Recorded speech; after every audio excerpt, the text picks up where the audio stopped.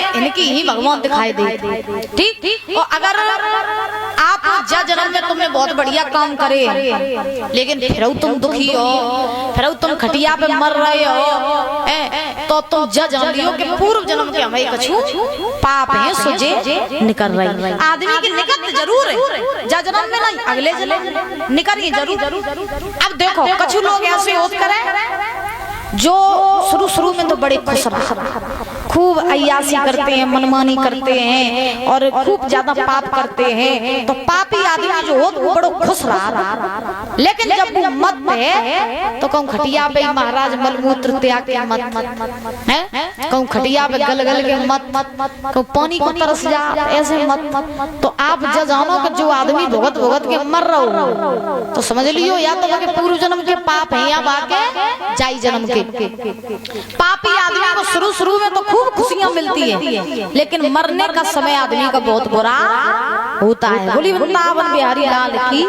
तो ऐसा कोई काम न करो जो बाद में तुम्हें पछताना पड़े, क्योंकि कर्म अबे नहीं तो कुछ दिनन बाद साल बाद अगले जन्म में लौट के जरूर आते हैं। जैसे करियो तैसो भरे। और पहली बात तो भगवान ने देखो तुम्हें तो बढ़िया अच्छो खासो शरीर दो, हाथ पाए नाक आंख मुंह कान माइंड, ये तो बढ़िया दिमाग दो भगवान ने। अच्छा सोच सकते हो, अच्छा कर सकते हो, सब कुछ सही सलामत दो भगवान ने। तो तुम पाप करो तो फिर मरो तो आई।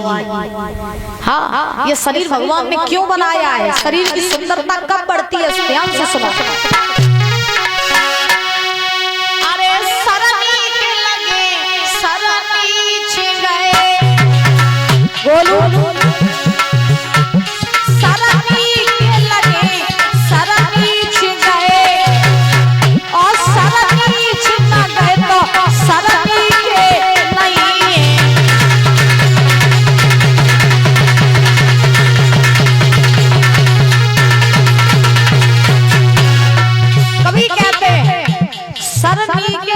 सर नीचे गए और सर नीचे न गए तो सर नीचे नहीं। शीश की सुंदरता कब बढ़ती है? शीश की सुंदरता तब बढ़ती है जब ये बड़ों के सामने झुकता है। कटिंग कटेवे थे, बढ़िया डाई करवे थे, बाल सेट करवाए थे, सुंदरता सर की नहीं बढ़ा। कब बढ़ती है? जब ये बड़ों के सामने झुकता है तब इसकी सुंदरता बढ़ती है। मुखती के लगे हरि नाम लगे, सनी मुखती के लगे हरि नाम लगे, और हरि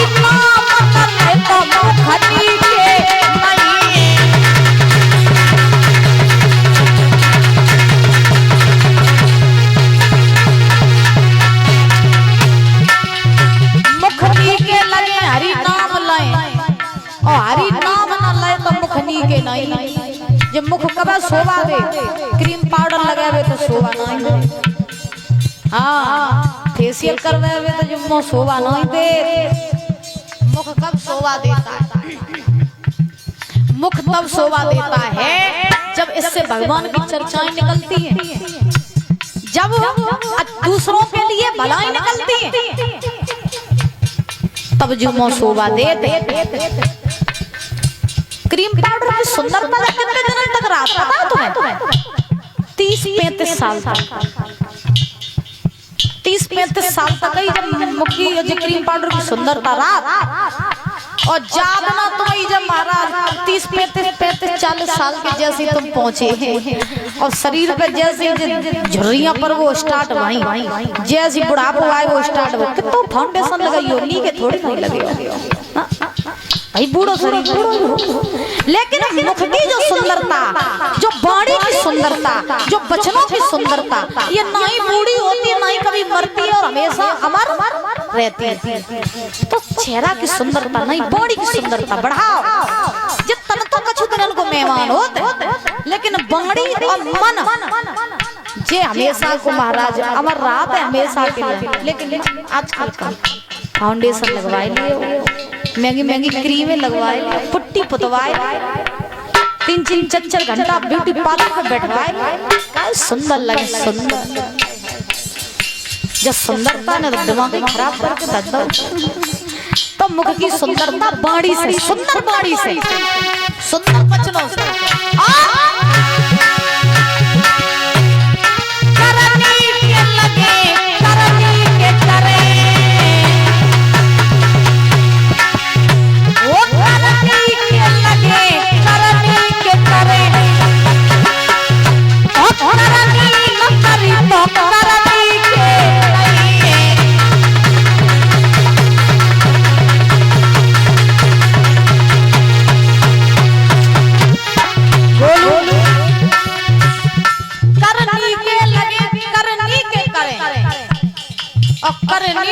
तो करनी के करमाने।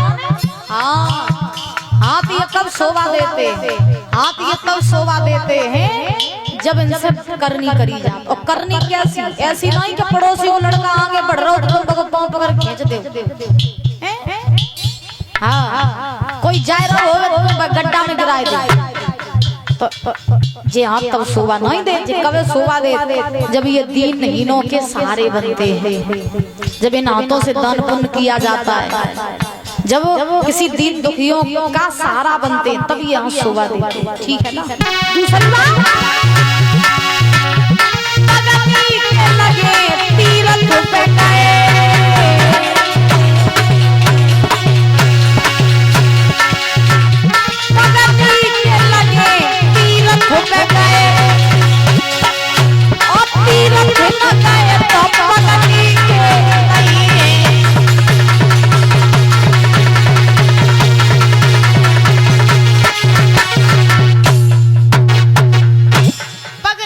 लगे तीरथ पे गए, और तीर्थ न गए तो पगनी के नहीं पाए जे तो वहीं शोभा दे। जब ये तीर्थों पर जाते हैं, अच्छी जगहों पर जाते हैं, तो वहीं शोभा दे। लेकिन कलयुग में पगनी के लगे ठेका पे गए, और ठेका पे न गए तो पगनी के नहीं।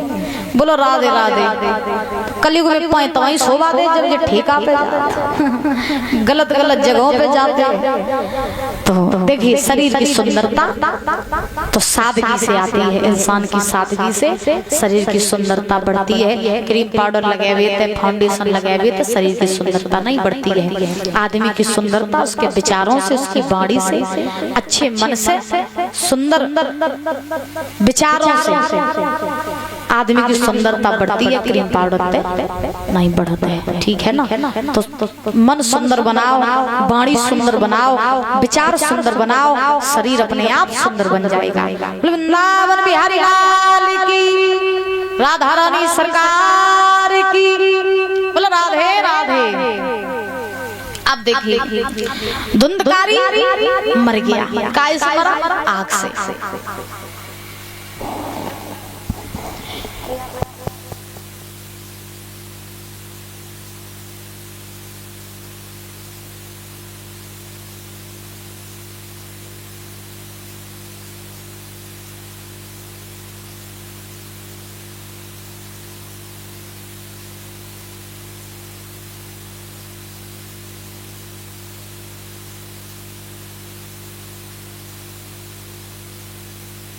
बोली राधा रानी सरकार की। तो देखिए आज महाराज सूत जी समझा रहे हैं 88,000 ऋषियों को, कहे ऋषियों क्या हुआ।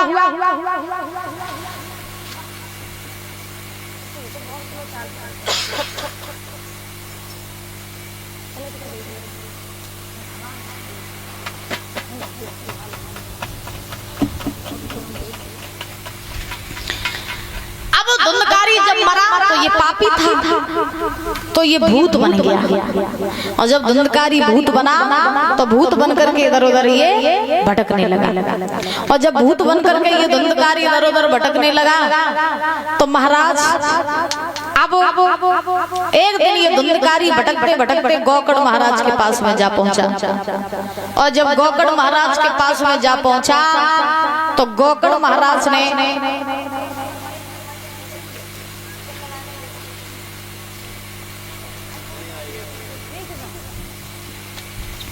तो जब महाराज धुंधकारी भूत बनकर के इधर उधर भटकने लगा तो एक दिन गौकर्ण महाराज के पास आया और गौकर्ण महाराज के पास में आकर के इस धुंधकारी नाना प्रकार का रूप बना रहा है, कहीं बकरे का, कहीं बिल्ली का, कहीं किसी का, और ऐसे भटक रहा है। अब जब नाना प्रकार के रूप बना करके भटक रहा है तो गौकर्ण महाराज समझ गए कि कोई प्रेत आत्मा है जो मुझसे मदद मांगना चाह रही है। तो गौकर्ण महाराज ने कमंडल में से जल रिया हथेली पर जल रखा और जैसे ही धुंधकारी की तरफ वो जल छिड़का वैसे ही धुंधकारी अपने साक्षात भेष में आ गया, क्योंकि गौकर्ण महाराज भक्त थे।